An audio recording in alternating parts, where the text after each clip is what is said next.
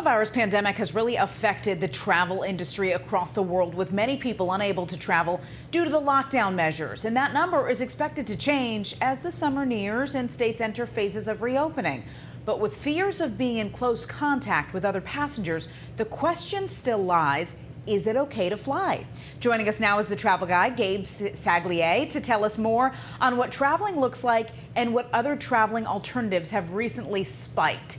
Good morning, Gabe. Thanks for joining us. So what can you tell us about airlines and going to the airport?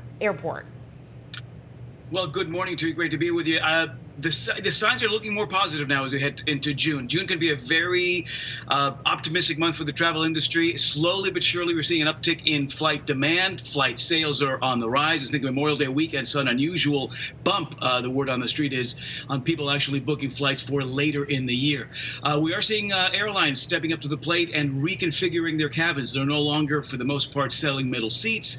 They're filling first class at 50%. Delta's filling economy cabin at 60%. So the social distancing aspect certainly is priority one, and we're seeing more overt efforts at demonstrating the new sanitation and cleaning protocols that are going to help people feel a lot more comfortable. We're also seeing, though, Cal, the fact that a lot of airports over Memorial Day weekend were packed. Lines were very long. In some cases, social distancing efforts were tough to actually meet. So we're getting to a place where that balance is starting to be struck here, but there's still some concern for a lot of people about flying. I think the uptick is really going to be more obvious in the latter half of the summer, latter half of 2020.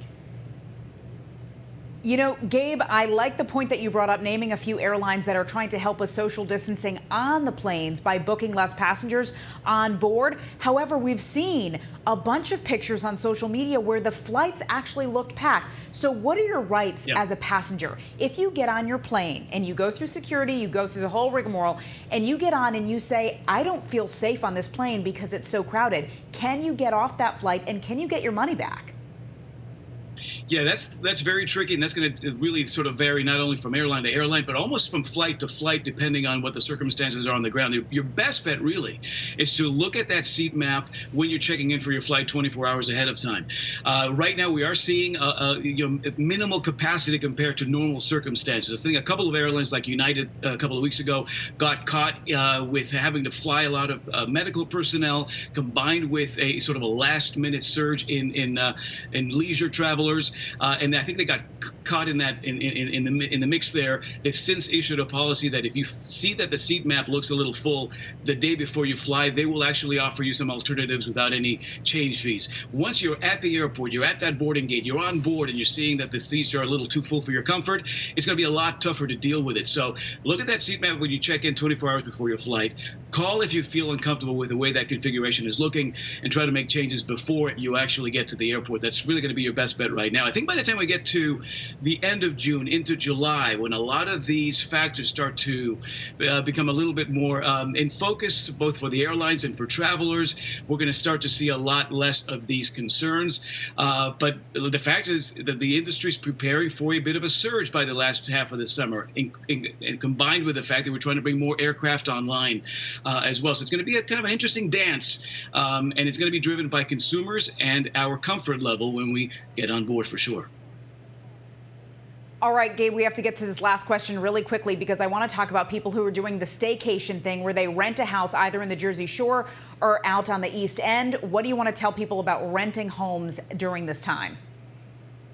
Well, I think that's going to be a market that's going to see a bump here, certainly right out of the gate. All signs are pointing to the fact that the first trip we take post-COVID is going to be probably in our own personal automobiles, or we will rent a car, take the same folks we've been stuck at home with for several months.